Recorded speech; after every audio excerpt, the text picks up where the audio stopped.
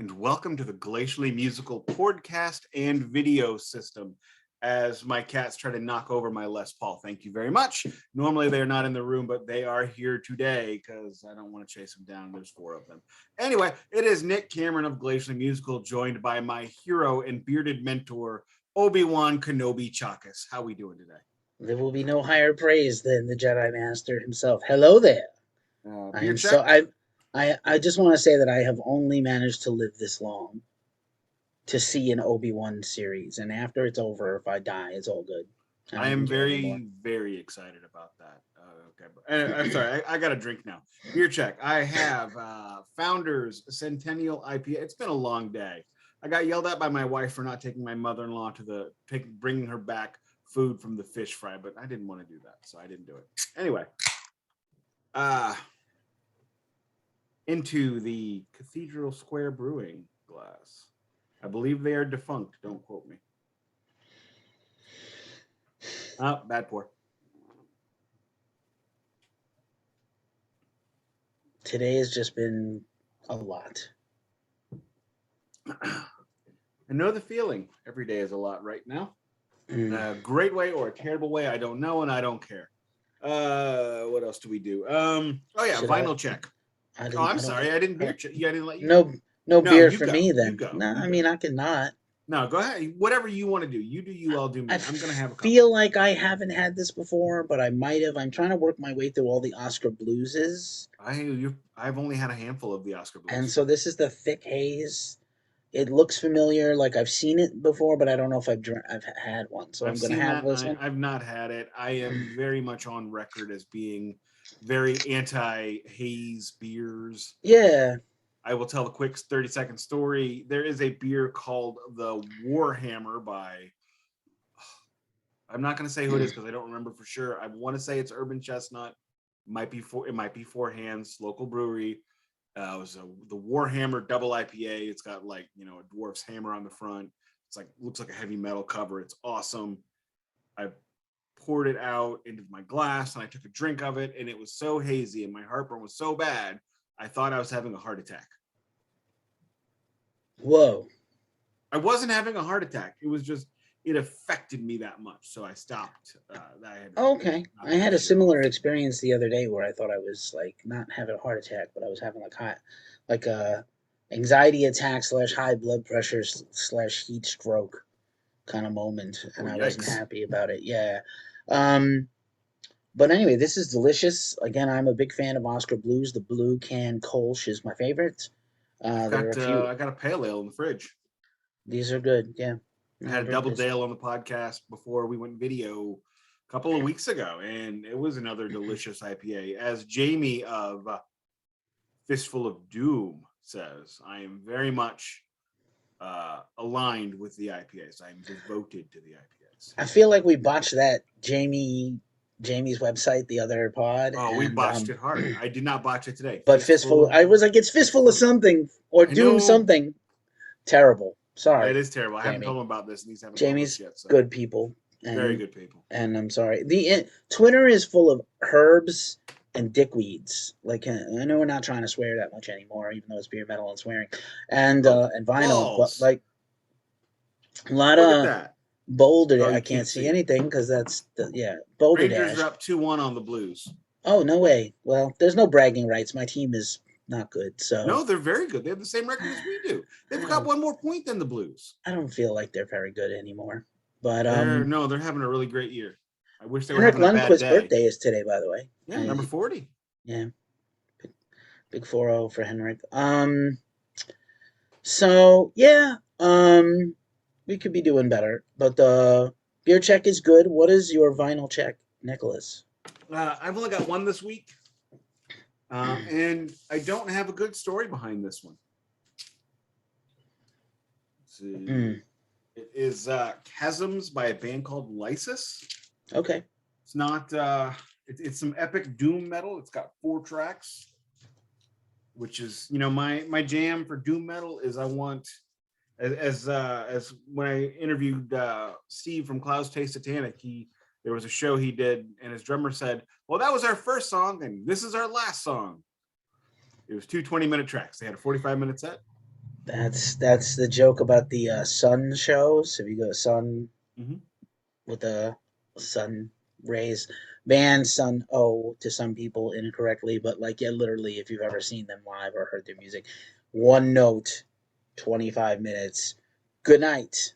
Uh, Danny, my good friend Danny, saw them, and he said it was the most obnoxiously loud concert he's ever seen.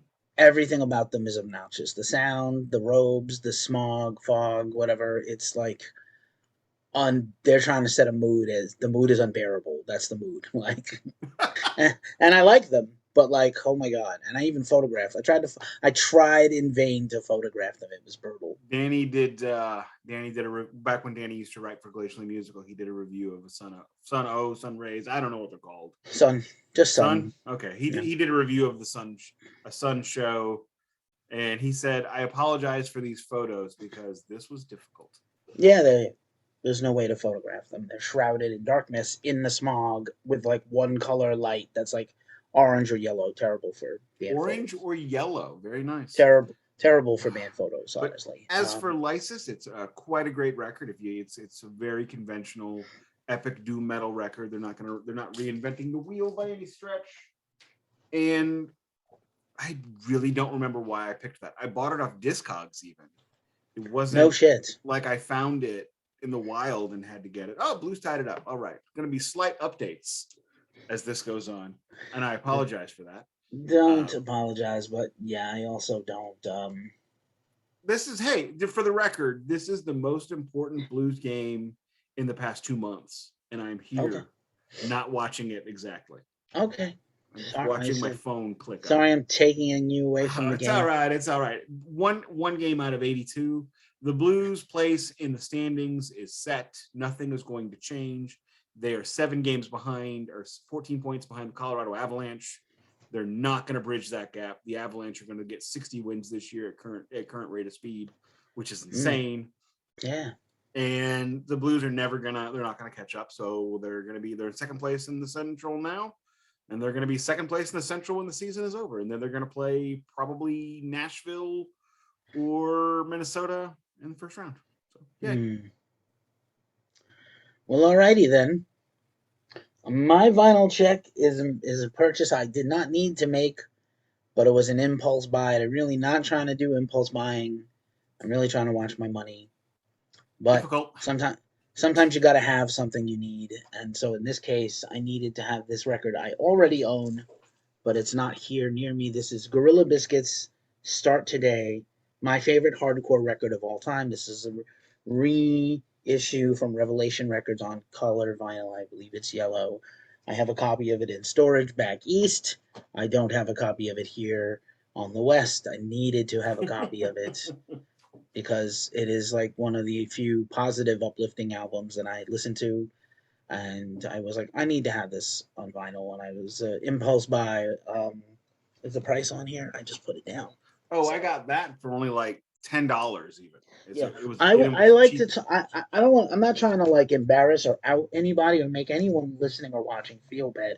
The reason I ask about how much these things are is because Nick and I spent a lot of time talking about the relative cost, expense, and value of vinyl collecting. And again, it's not like these things are not going in a shelf to never be listened to. We listen to them, and so I do think it's important to ask how much did that cost you. And again, these are contrivances at the end of the day when there's a war going on in another part of the world where people are dying. So, like, this is a luxury.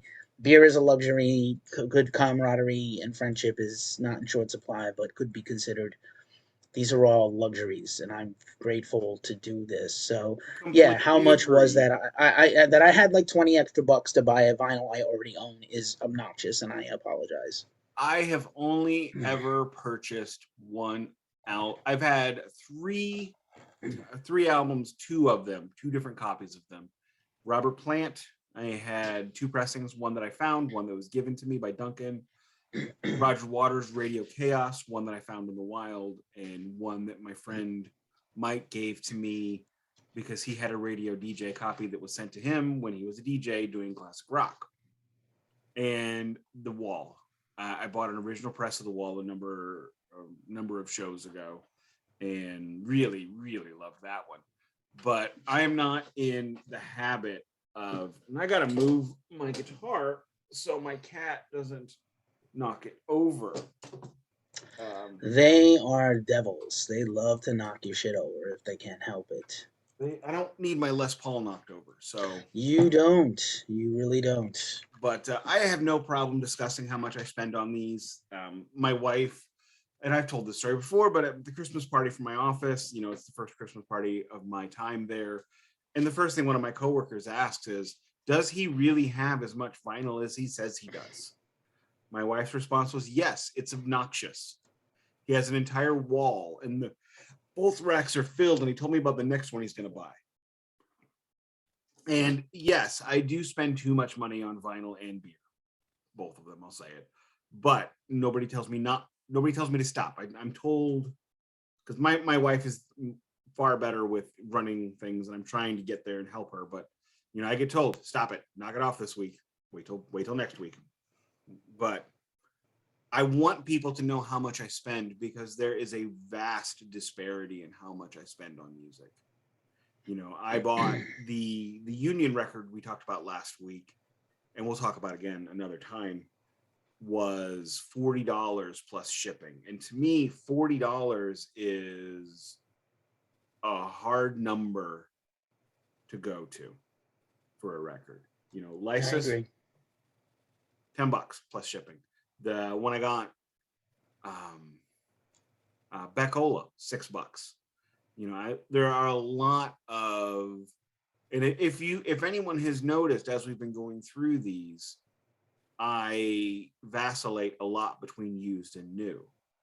Most of it's about half and half, so that way I can bring my average down. If I'm buying Beckola and canned heat for $20, that's a lot better than me spending $60 on one album. The average makes me feel better. I don't know if it actually does anything, but it makes me feel better. I understand. Hi, Goose. And my daughter's cat is now with me. All right. You wanna meet him? Let's do this. We've had a few of the cats show up on the pods. This. Oh, hello. Goose. Yes, we met Goose before. Goose looks precious. He is. He is one of the He nicest also cats. rolled his eyes at you. You petted him. You petted him in a pleasing way under his chin, and he was like, ugh. He's not a big fan of being petted.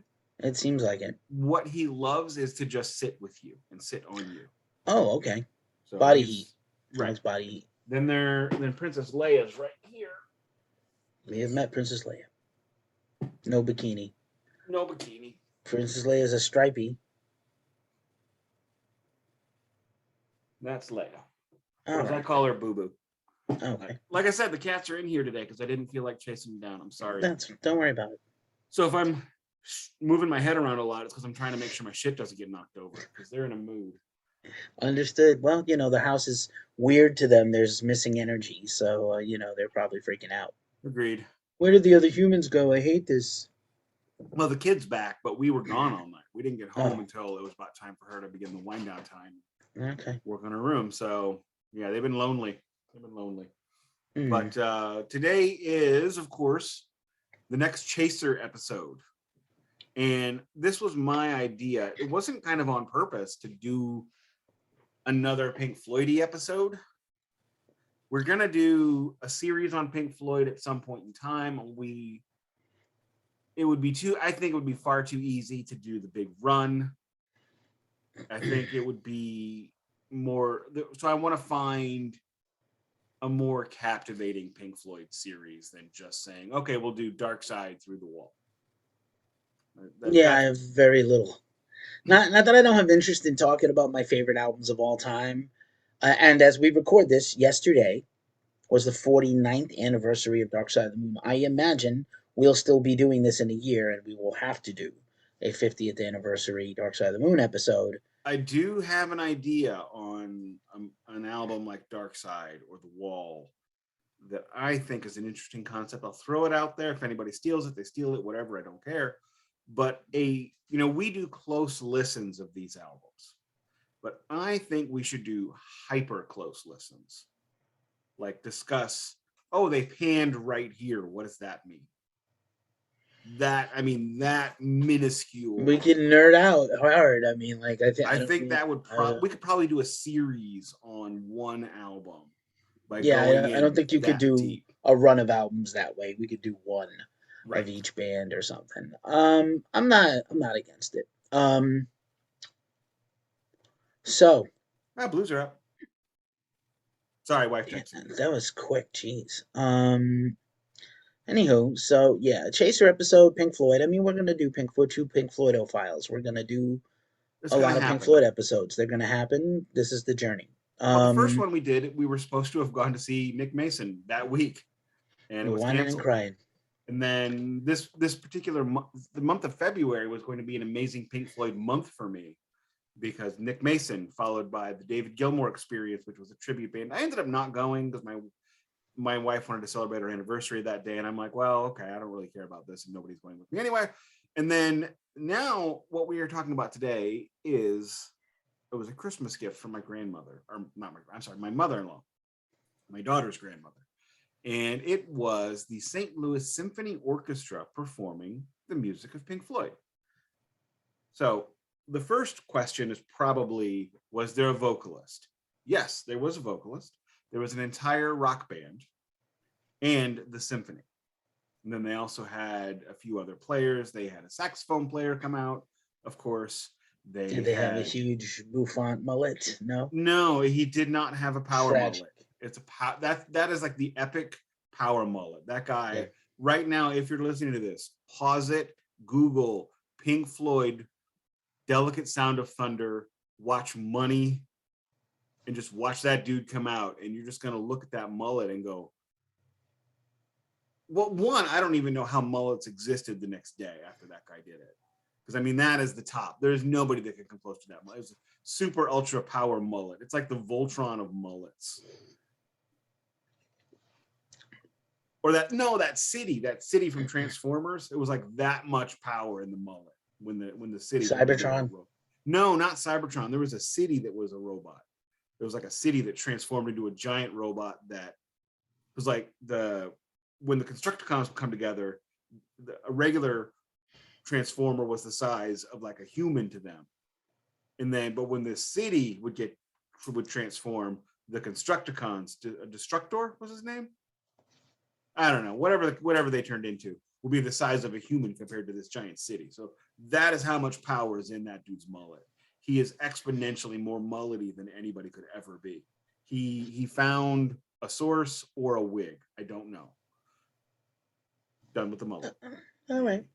But they also had a couple backup singers, one guitar player, and some interesting star power. I've got my playbill, which I was very happy with. So they had a special. Now our normal musical director, Stéphane Deneuve, was not there. This was a special show. And trying to get to, there's a lot of stuff in here. Brent Havens was the director that week. He is a Berklee trained arranger and conductor. He has been on ABC, CBS, ABC Family, ESPN, cartoons, worked with the Doobie Brothers, the Milwaukee Symphony, arranging and conducting the combined group for the Harley Davidson 100th anniversary party. Surprised an orchestra was involved in a Harley Davidson anything. Malaysian Philharmonic, the Royal Philharmonic, BBC Concert Orchestra in London. I mean, he's been around and he's done some things. So that's who's conducting it. Now, the man who did all of the vocals except for the lead vocals on Great Gig in the Sky is Justin Sargent. Do you know this name? I don't.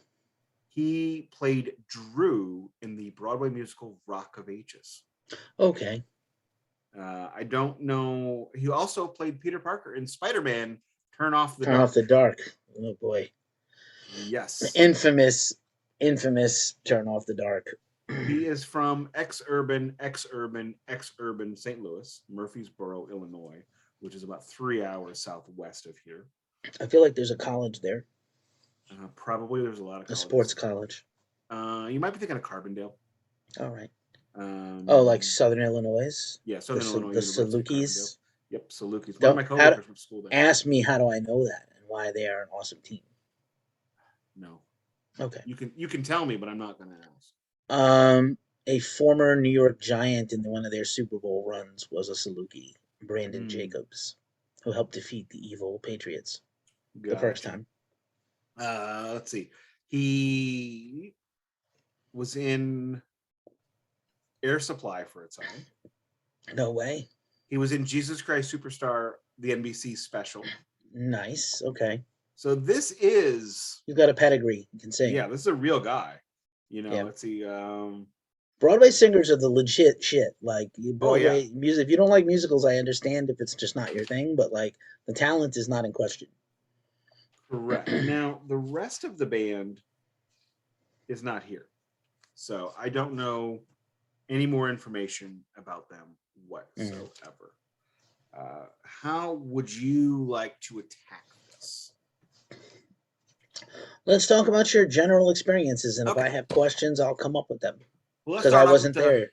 We'll start off with the day. Yeah, because we'll do this like we did the Metallica Chaser. So it was just me and the kid. I was just going to wear a T-shirt because it's not a fancy show. And there were a lot of Pink Floyd T-shirts there, of course. And I saw a couple Roger Waters recent tour shirts, which I was happy to see. And I had FOMO because I didn't go like a jackass. But she wore her new dress and looked like a teenager. So I had the dress nice. I wore a tie. Black shirt and a tie. So we started off with going to the record store.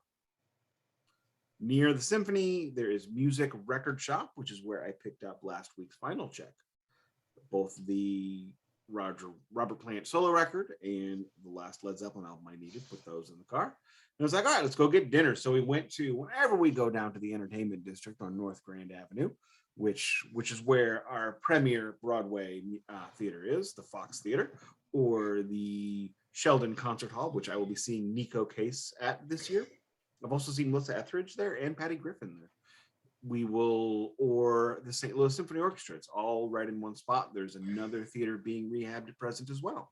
So it's a very, very fancy, it's back from the golden age of Hollywood, the theater system. And these are all former movie theaters that have been converted into I believe the Fox holds about 5,000 and the Symphony holds about 3,500. The Sheldon is very small. It's 500, but it's a gorgeous, gorgeous venue. But that's where the best steakhouse is. So I had a delicious porterhouse. We stood in line for an hour to get to eat. Jeez. Mean Girls was playing at the Fox Theater that night. So the Symphony was in action. The Fox was in action. There was probably something at the Sheldon. So it took a minute. But as always, the $21 porterhouse is always worth it. And I ate the whole thing and my potato. Delicious, delicious food. So then we went into the Symphony, and I wish I could show you what the St. Louis Symphony is like. It is opulent. It is ornate. It is gauche, for lack of a better term. It is a wonderful venue. This is the second time this season I have been to the Symphony. We also saw a Muppets Christmas Carol with the Symphony playing the score. And if you've never seen the Symphony laughing when they're not playing, that's a good time. It was a good time. And I really came away with a much better impression of Michael Caine's performance in that movie after seeing it in the Symphony. He really, really did a great job.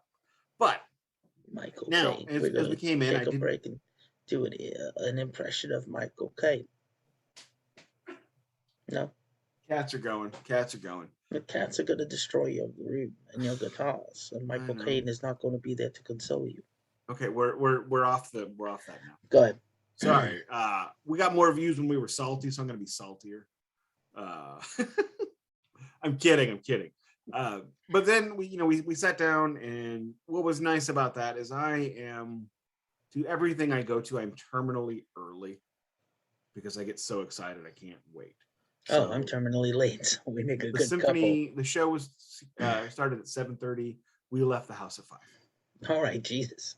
I included dinner and a record store.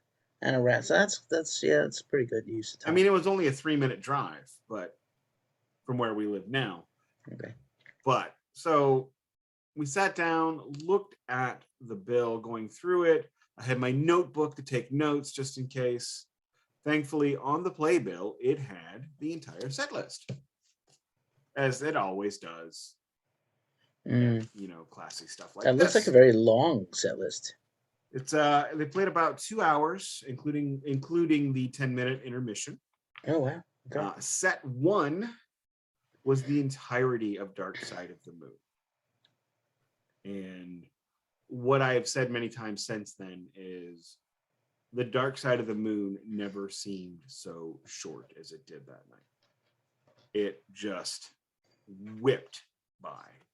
And truly, truly amazing. And I mean, if I can decipher my notes a little bit, the first thing that happens is they're playing Speak to Me. You got the synthy stuff starting off, and the conductor looks up and he goes, "Oh, do you guys know this song?" And then they went into it, and it was, I mean, full and amazing. And then on into Breathe, which is Breathe and Time are probably my 2 favorite songs on this album. I don't think that makes me special by any stretch of the imagination.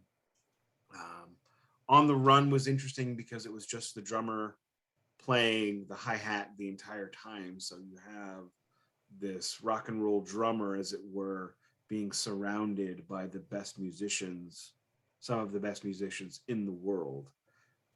I don't know how many people know this, but the St. Louis Symphony Orchestra is legitimately a very prestigious orchestra. It is the 2nd oldest orchestra in the entire nation.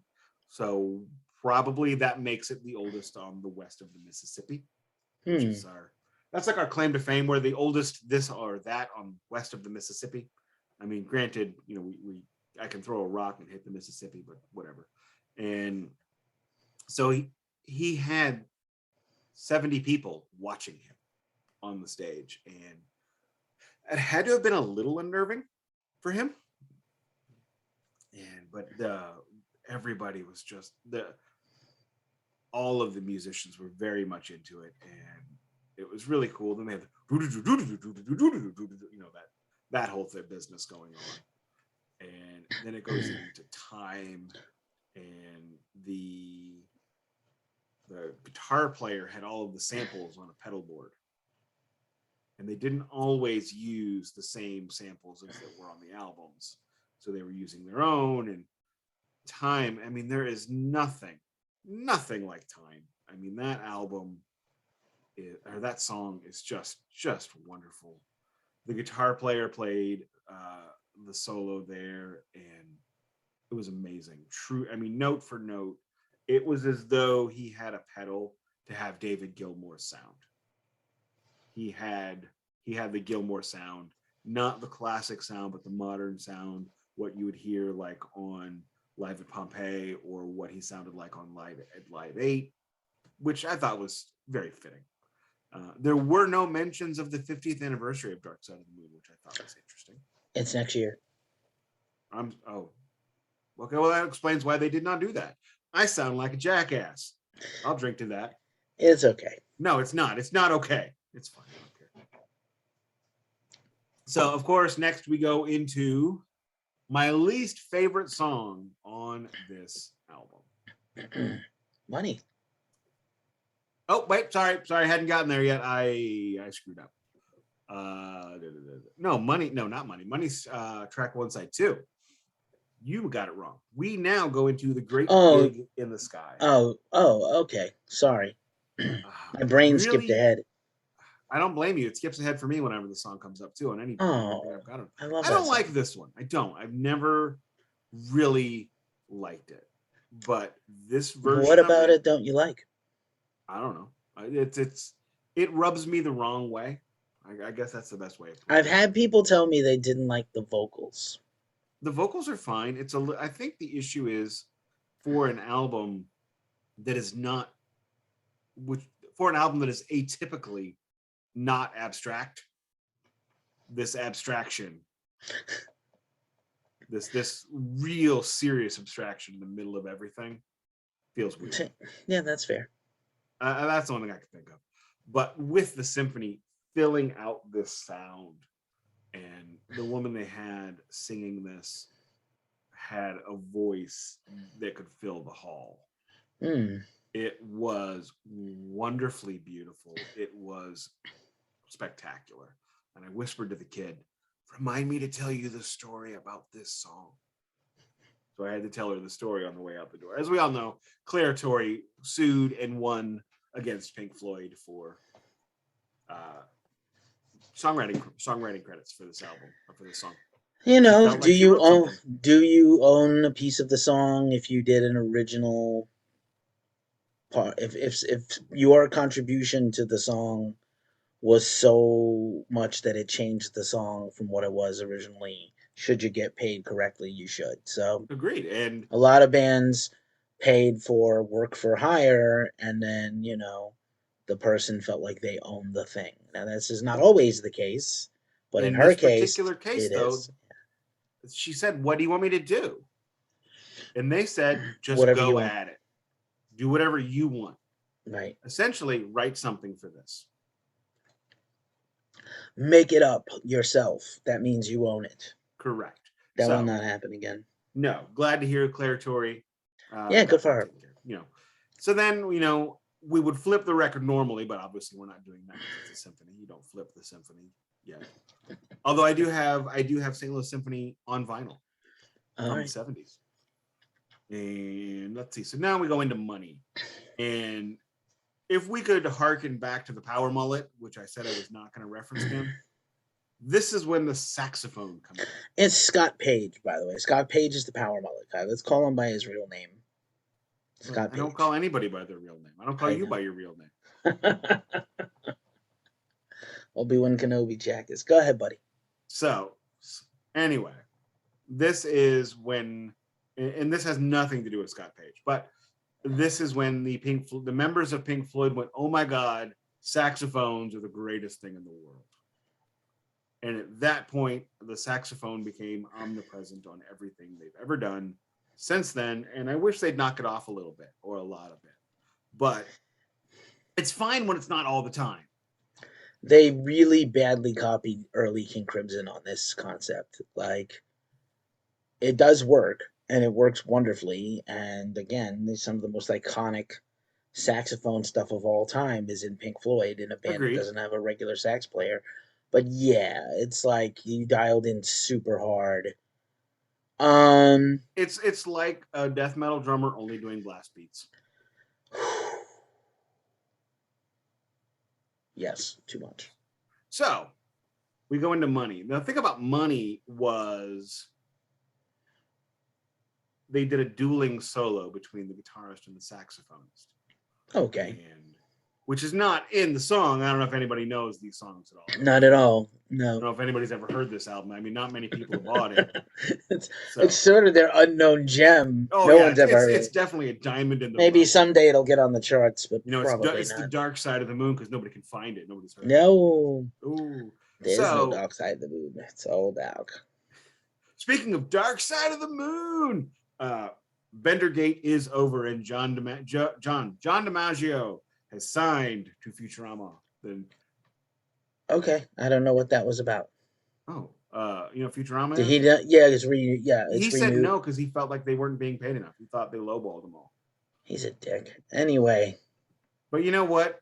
So's Bender. So maybe it's method acting. Whatever. I need Bender. I need proper Bender. Anyway, moving on. So during that time when they were dueling solos, they went off script a little bit. So for about 3 or 4 seconds at a time, we got to hear what these two players could do for real. All right. And it was like, wow. I kind of want to go see whatever you're doing next week now. Okay, these guys that's were that good. Then, all right. Moving on into Us and Them, and that they did a big, was it crescendo? A crescendo, into those chords, those, and I'm getting chills thinking about this moment. This was, I mean, I didn't pay for the ticket, but had I paid for the ticket, it would have been worth it for just that 5 seconds of the show.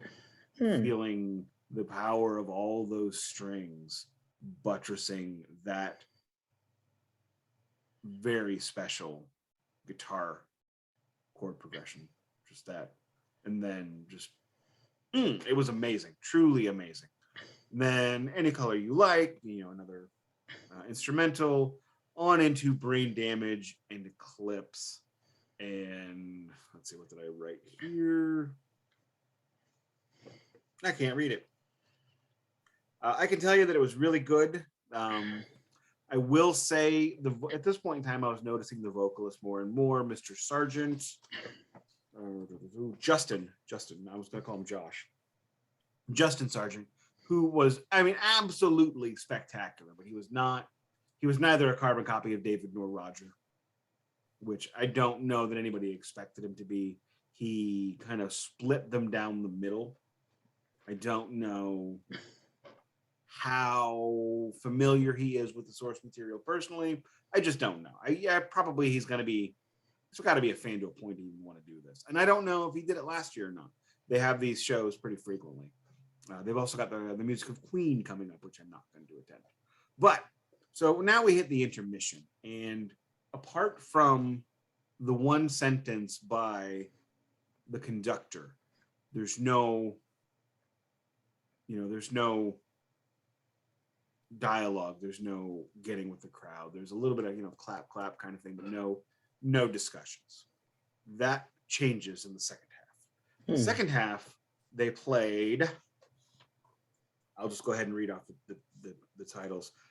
Is There Anybody Out There? Hey You, Another Brick in the Wall Part 2. I was giggling to myself the entire time. Do they really mean Another Brick in the Wall Part 2? Or do they mean The Happiest Days of Their Lives and Another Brick in the Wall? I mean, I was being that pedantic. No, they played just Another Brick in the Wall Part 2. They did not play Happiest Days of Our Lives. Which seems like a waste. They went right into the... Yeah, just right into that. Like, literally, we don't need... Like, started there. Like, I mean, I guess... Okay. On Seems like a lost opportunity. Yeah, I mean, on KC, they don't do that. Yeah, I mean, you would always do the... I don't think most people know that that's two songs. I don't even think you really can have the middle two without one. Like, how can you... Yeah, I don't know. Basically, you need the whole song. Right. Basically, you're eating your pudding. You're getting pudding without eating your meat. That's what that is, in my opinion. Literally. Okay. I mean, choices, make them or don't. Go ahead. Correct. Then they go into Hey You. Random. Which, I'm sorry. Hey You. I skipped a little bit on Hey You.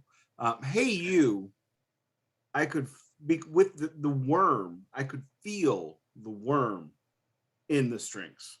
I mean, I could feel the rumble. What's the last line? And the worms ate into his brain. I could feel that coming, and I mean, again, getting chills thinking. It's not the last line of the song, but it is a powerful line in the song. Yes. I don't remember lyrics. Okay. Hey You is my favorite song on the wall.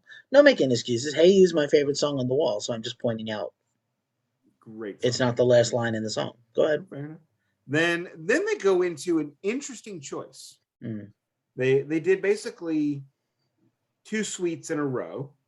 They did the Wall Suite, and now what's the next? What suite? What album would you choose 3 tracks from?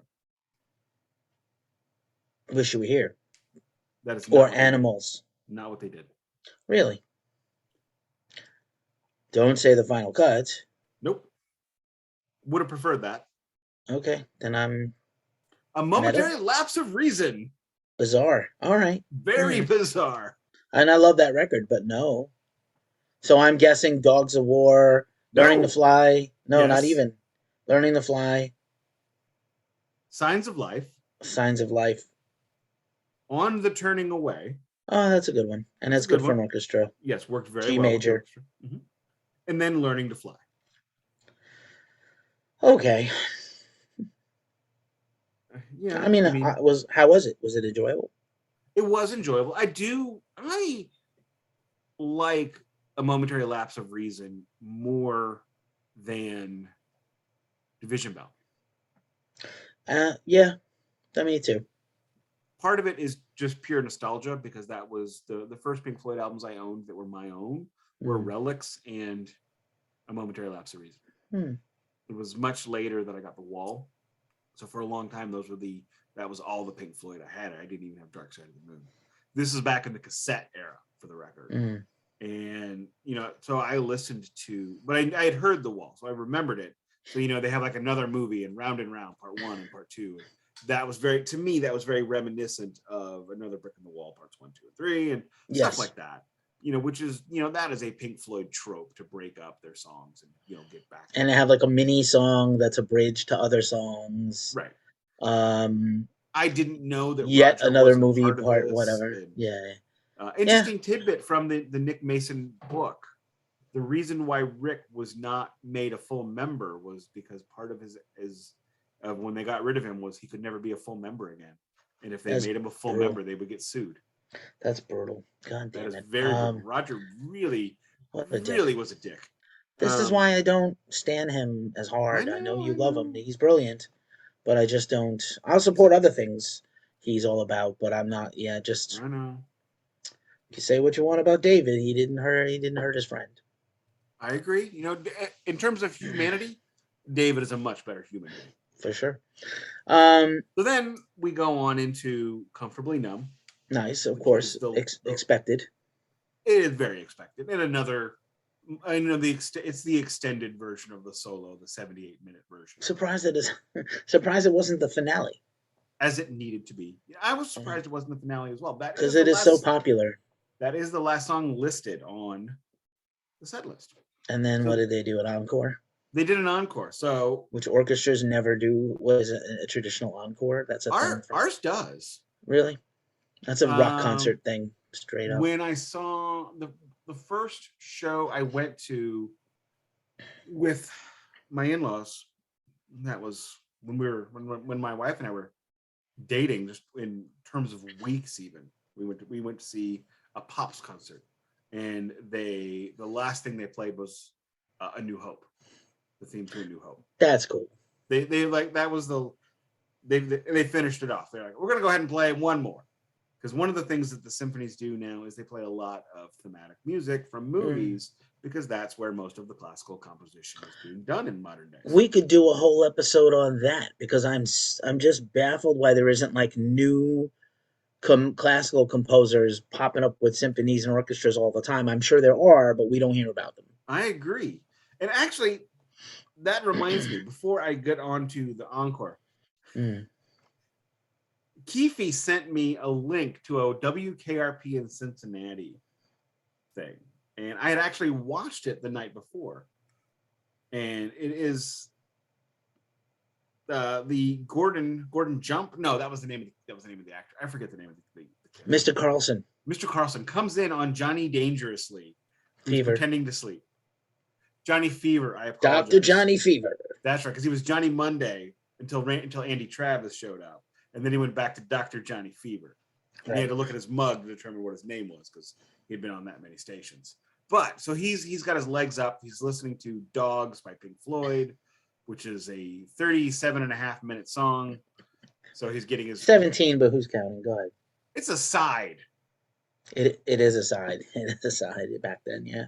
So he's listening to this and pretending to be asleep, and Mr. Carlson comes in, tries to wake him up.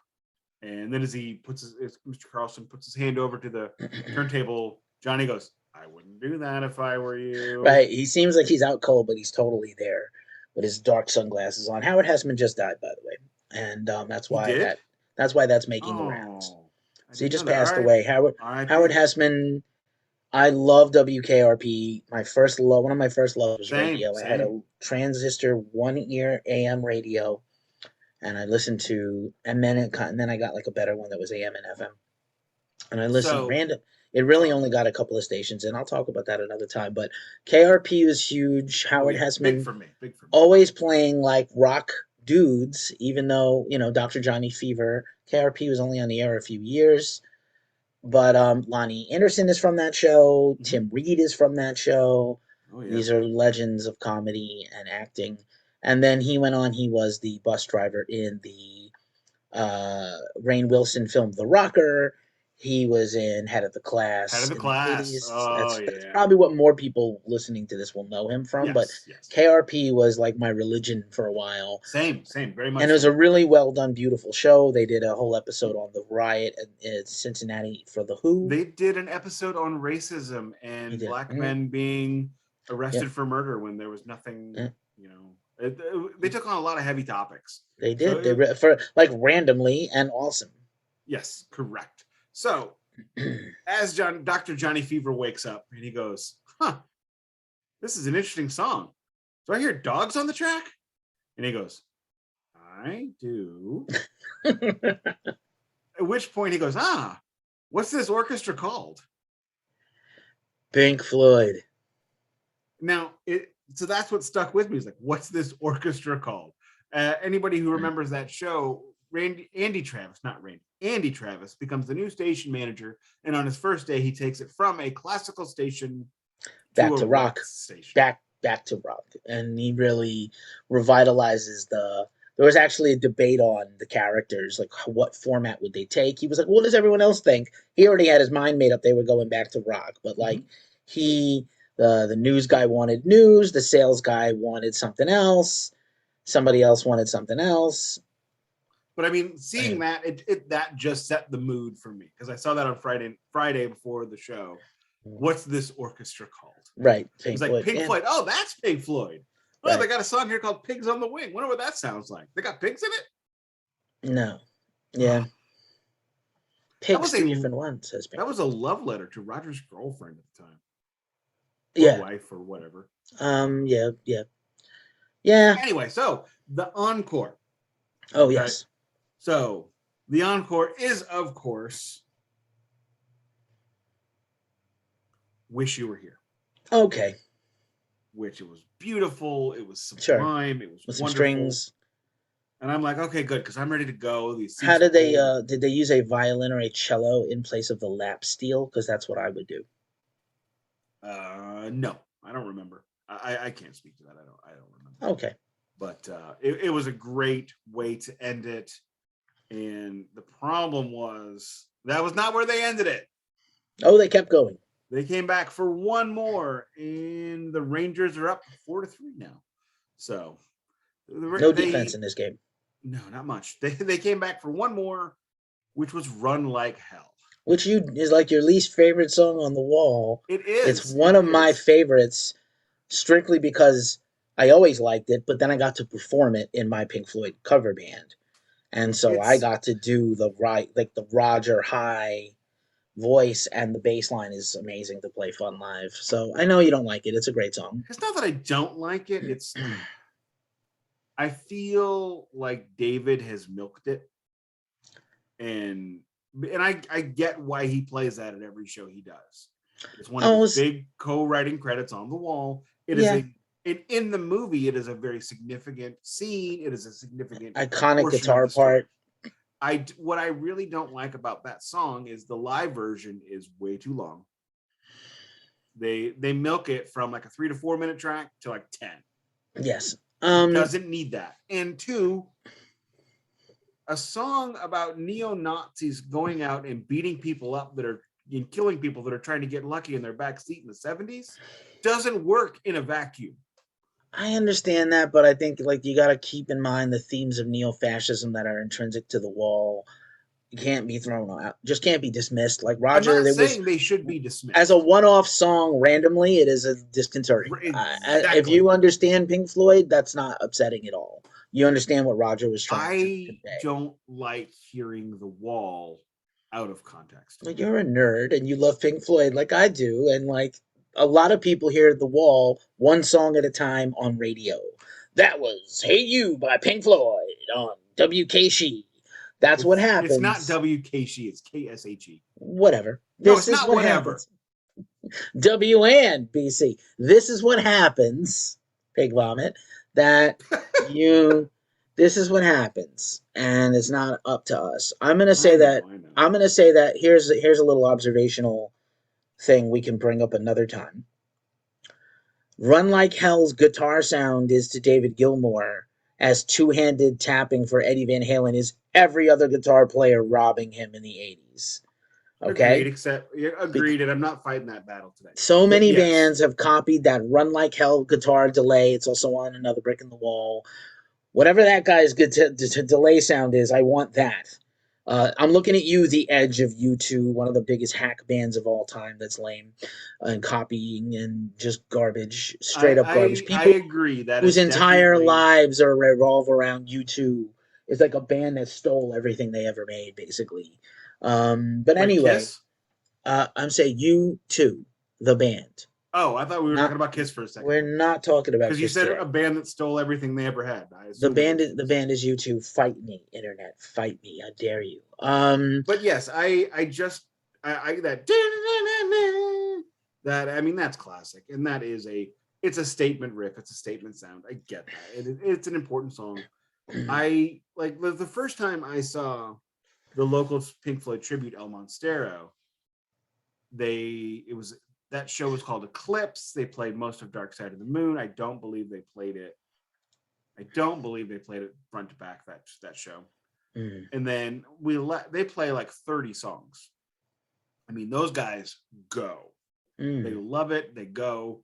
They're basically El Monstero is their side hustle by doing a 1 month stand at the pageant, or a 2 week stand at the pageant, doing one show at the amphitheater where they get 15,000 people. They put on a big show. They do the whole thing. That's how they make music for a living. The whole rest mm. of the year is they do that. That's pretty good.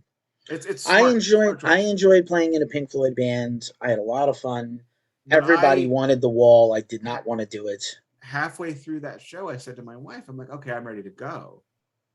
And she's like, what? They're playing songs from the wall. I'm like, yeah, I don't want to hear the wall out of context. I don't want to hear it chopped up and out of order. It's been great. I'm ready to go. I've heard enough. I understand. I get it. That's I my get it. thing, man. The But most wall. people hear the wall. I know, but I'm not most people. I Most am. people. The wall is my chicken soup for the soul. I understand. Here, which says a lot of things about you. Here's disturbing. Here's a fun thing. Somebody tried to. I made that Dark Side of the Moon post released on this day. You see a lot of that on the Ghost Instagram. And somebody tried to burn me. I was like, "What is your favorite song on the record?" He's like, "Well, isn't it all one long song?" And I said, "Yes and no. It's tracked like one song, but even on your CD player, it's multiple tracks, and no I one saw that.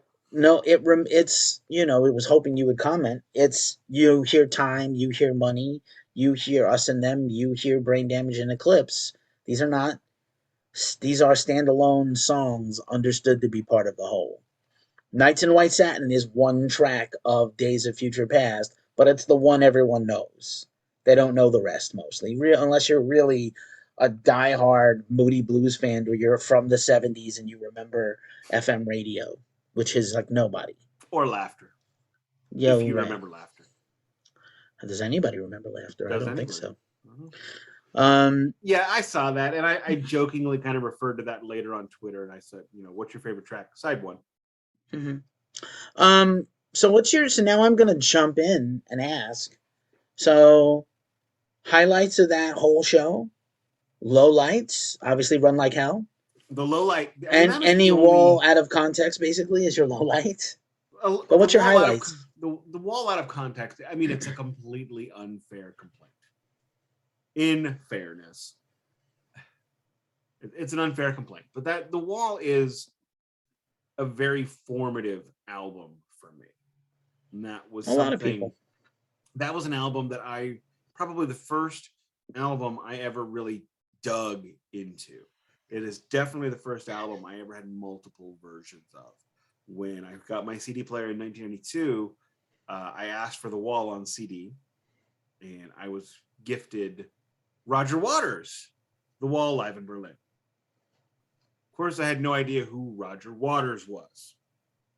I was not a fan at that point. I was somebody that wanted to become one. Had no idea. I think eventually I learned, but because of that, it's just that is one song for me. But it's a show. It's a story. It's not. So So getting with it this, so what worked and what didn't, and what was your like the peak of the show for you was what? there was no peak of the show, Okay. really. I mean, it was. I know that's a cop out answer, and I'm sorry, but hearing I love hearing an album in its entirety. That is something I dig. So when they did Dark Side of the Moon, I've also got Pulse, which has Dark Side of the Moon front to back as well, followed by Wish You Were Here, of course, because Wish You Were Here is always at the end. But I really love that. And the symphony worked on all the songs. There was never, it wasn't like Metallica's first S&M that didn't work. It wasn't like Kiss's Symphony where they didn't even know what to do, so they only did it half the time. It was a great work, but the symphony has been doing these kinds of things. The St. Louis Symphony Orchestra has been doing this kind of thing for a while, so they had practice. I mean, the only real low light is just Run Like Hell. That's the only low light. Of the Pink Floyd songs not played, what would you like to have heard or would like to hear in the future? High Hopes. Good one. High Hopes is a wonderful, amazing, grandiose song about nothing. Come on, they don't sing about anything on I mean, again, it's a geopolitical conundrum. That song is, the bell and everything. It's about the House of Lords in England. Anyway, okay. Well, I would have liked to have heard High Hopes. Just for the oddity of it, several species of small furry animals gathered together in a cave grooving with picked. That'd have been pretty sweet. Have a Cigar would be really good, of course. That I could see that chorus riff beautifully done with a string section and maybe even horns. So does this orchestra have like a horn? Were they also horns and woodwinds and brass and? Oh yeah, the whole thing. They got the whole shebang bang. Oh yeah. Let's see. Astronomy Domini. That I was going to say. Overdrive. Yeah, see, Echoes and Embryo again are favorites of mine. Would have been, especially because it's lengthy, and I think it would really Woodwinds would be really sweet on a cover of Echoes because of the nature of the tune, and maybe Fearless because again open tuning works really well with orchestration. Yeah. I feel like I'm probably just going to sit here and start naming off all of these long Pink Floyd tunes. Of course, Shine On You, Crazy Diamond. Of course, Dogs. Of course, Sheep. Of course, Pigs. I mean, nothing from the final cut yet that you mentioned. None of it. It's not that good. Sorry, I'm going to go with there. It's just not. Okay, fine. Southampton Dock. Yeah, that's fine. All right. I don't have an ending for this because we didn't really plan one, but do you have any other further thoughts on this? Would you recommend this experience again for the serious Floyd fan and the not serious Floyd fan? I would recommend this to everybody because they didn't play any deep cuts, but they didn't need to, and I don't. And I'm totally okay with that. I'm not like walking out going, "Oh man, they didn't play Bike." Oh, where's Power Talketh? Where's Grimble Gromble? Come on, it's not like. Oh, come on. What about Fight Sequence from More? Vegetable Man. Oh, Have You Got It Yet? They did not play Have You Got It Yet. They didn't play Have You Got It Yet. Damn it. They did not play anything from Adam Hart Mother. Alan's Psychedelic Breakfast. Perfect. Somebody could have just. Adam Hart Mother would have been a really good one. Because it has a horn section in it already. That's also true. Okay, I'm going to shut up. Anything else this week? We should announce the new series. Okay, I think we haven't done that. We have yet to. Teased it. It's your choice. We teased it. All right then. Well, we are going to reflect on a portion of the career of the mighty, underrated, underappreciated, but wonderful Tin Lizzy, or Thin Lizzy if you're not British or Irish. I feel like this is one of the most important bands in my life. I'm just going to throw that out in the first right now. But at the same time, there's a lot to tackle, and we are going to approach tackling a portion of their heyday. I think that's a very well said. Yeah. I realized that I am a lot better when, like, Thin Lizzy is a band that I know and I like, but I don't love, and I'm not an aficionado. I have Live and Dangerous, love it. I've had Greatest Hits. I've got a few other albums in my iTunes that I've cobbled together over the years. But if we're doing 2 or 3 albums a week, I'm just not going to be good. So I want to be my best. And there's no way to do like 10 weeks of Thin Lizzy. And they're not all bangers. The first Thin Lizzy record is formative, and they weren't quite there yet. I know a lot of heavy metalers love Thunder and Lightning, which is their official final album with Phil Lynott, but we're not going to quite get there. We're going to tackle a portion of albums, maybe 4 or 5 real key ones.